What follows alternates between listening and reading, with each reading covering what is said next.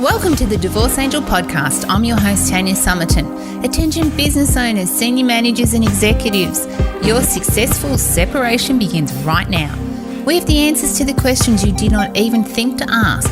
Let's face it, you're already successful in your career and we're here to help expand your knowledge and limit your costs by designing a strategy for your divorce. We take all that business knowledge you've acquired and we put it to work. With proven strategies, systems and processes, we've saved our clients tens of thousands in legal fees and helped define their future. And now we're doing the unthinkable. We're revealing the secrets the lawyers have tried to hide and giving you our formula for 5 steps to a seamless divorce.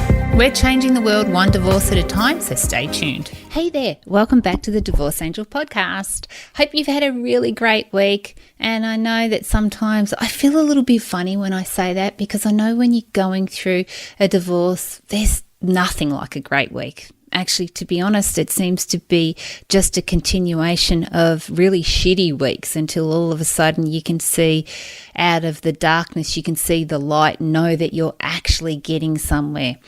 So please, when I say that, don't take it the wrong way. I say it with the best intentions, and I really do hope, given what you're dealing with right now, you do see some light. You do see some gratitude in your life. There are possibilities or positives that make you want to keep getting up and striving to do better and be better every day.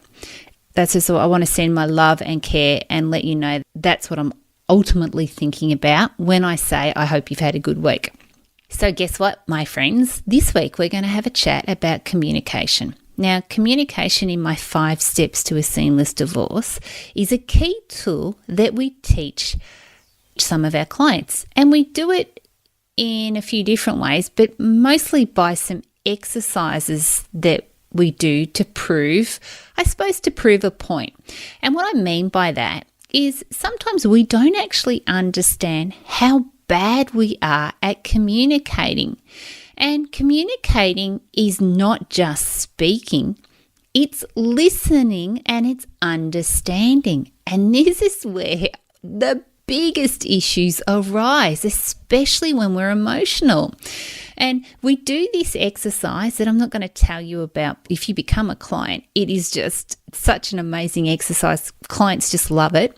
They can ultimately see why their communicating style or what they're hearing is not actually what their partner is saying to them. So can you imagine having the skills to be able to sort of break down the barriers and be able to really see what is being said and not interpreting what you think is being said? And this is the greatest issue when you're getting divorced. A tip that I got taught a long time ago is sometimes when someone says something to you and it triggers a response, it's not their fault that they've triggered you. And look, maybe even the word fault isn't the correct word. It's just you've reacted. So sometimes people say things and we react without even understanding why, because it's just simply a trigger. And those triggers can be deep-seated, they can be from our childhood, they can be subconscious. There's many reasons why other people trigger us. And the other thing is how we interpret what someone is saying. And a mentor once said to me, which is the greatest thing that I think I've ever learned, especially around relationships, is when someone says something to you or your partner says something or your ex-partner says something, sometimes what they are saying is not what they mean. Or sometimes what they've done does not mean what you think it means. So a trick I learned was if sometimes you get triggered by something, you should always go back and ask yourself, why were you triggered? And what do you think the meaning of what they were saying actually meant? And then consider 6 other things that could have meant. Let me give you an example. Now, let's say, for instance, my husband comes home and we're having dinner and he snaps at me. Now, I could take it personally and think to myself, oh my God, I've cooked dinner, I've done this for you, and now you snap at me. And it triggers a response from me. But then consider, rather than getting upset, which in a previous life I may have done, because I was the sort of person that when my first husband and I were discussing something, if I didn't like how he said it or what he said, I would think all of these reasons why he said it. That would be ridiculous, to be honest. And I would go quiet and I would turn into myself rather than discussing with him what I thought he was actually saying to me. But this trick I was taught around coming up with, well, it's really 7, because you've got the one that you think the conversation or the other person was trying to get across to you. But when you come up with 6 others, it could mean something completely different. So let's go back to the scenario of possibly my husband coming home and snapping at me over dinner. It could be simply he's extremely tired. It could be that he's got pain somewhere in his body, that he's hurt himself at work, that he's worried about something himself, that he doesn't like what I've cooked for dinner. Maybe it is that I've said something that's triggered him. Or it could just be, I don't know, he doesn't like the sauce that I've used. Who knows? But in my head, when I go through 6 other possible scenarios, plus the one that I've come up with, in a lot of cases what happens is it de-escalates in my mind why he did what he did. Because in most cases, and what I've seen to be true, what someone actually says is a combination or a consequence of exterior things happening outside of their life. And sometimes they say something, and how we react or how we are triggered we will then think, oh, well, that's what they're trying to communicate with us, which ultimately is not true. So when we go back to communicating, the whole thing around listening and making sure that we listen to what someone is saying. If we don't understand what they are saying, it's very good, and a tool that I teach my clients is, after someone has said something, to repeat what they have said back to them. So in other words, you can say a phrase such as this: so what I hear you saying, and then repeat how you interpret what they said. So what I hear you saying, or what I think you said. And when you say it like that, it gives the person that's speaking to you the ability to come back to you and go, oh no, that's not what I said. You actually got it wrong. This is what I meant. And then there's no issues in as far as having the wrong understanding of what was actually trying to be communicated. So I've used that tool quite a lot in my recent, let's say probably 12 months. It's a tool that's very, very good because it makes sure that there's no ambiguity around what could possibly be trying to be communicated. The other thing when we communicate, there's no point. Women are so good at this. We are so good at this as the sexes that we beat around the bush. Men and women communicate so differently. It's not funny. So differently. And what we need to do as a sex is make sure that if we want to get something across, we just come straight out and say it. There's no point beating around the bush or saying something that we really don't want or don't need just to make someone else feel better. And once again, I relate to this because this was me. So say, for instance, my ex-partner or my husband would say to me, is it okay if we go to X, Y, and Z tonight? Even if I didn't want to go to X, Y, and Z, I would say, yeah, okay, let's go to X, Y, and Z. And I would think by the way I said it or how I communicated it with my body language, they would understand that I didn't really want to go to X, Y, Z. And then I would get upset or angry because we ended up going there. Now, can you see how ludicrous this is? But women are very good at this sort of thing. Now, tonight, for instance, when we're talking about straight talking, my husband actually asked me a question this afternoon, and he said, would it be okay if I gave, like it was a technical piece of equipment, would it be okay if I gave this to a mate? And I think really highly of this friend of his. And normally I would have previous life gone, yeah, that's okay. But you know what I did today? I said, do you know what, babe? Actually, no, I'd prefer you not to give that to him. You know, I haven't really used it yet, and it cost me a bit of money, and I'd prefer him not to use it. Now, I noticed in myself in that moment how much I had grown as a communicator, because rewind 5 years, 10 years, I would have just said, yeah, no problem. And then I would have probably felt a little bit cheated that this new piece of equipment that I haven't even used yet, someone else had. And then, to be honest, it's the sort of thing that you talk into. It's a special sort of microphone. I would probably have thought twice about using it again, especially in this current environment with coronavirus and everything else going on. So kudos to me. I was quite happy with how I reacted to that. And then there is non-verbal communication. And this is such a beautiful way of really getting to know someone by how they communicate. And there's telltale signs. And there's shows out there, movies, and, you know, there's tells, as they call it, in the gambling world, or especially card playing. There's things that people continually do that give away their story. And there's also things like that happening with you right now with your ex-partner. There is things that they would do over and over again that is telling you a story about what they really mean. So they might say one thing, but they might do an action that you know shows you that they actually mean something else. And a lot of people really have to think carefully about this, or later on they'll learn and go, actually, that's what that meant. But at the time they don't realise it. But be mindful of non-verbal communication.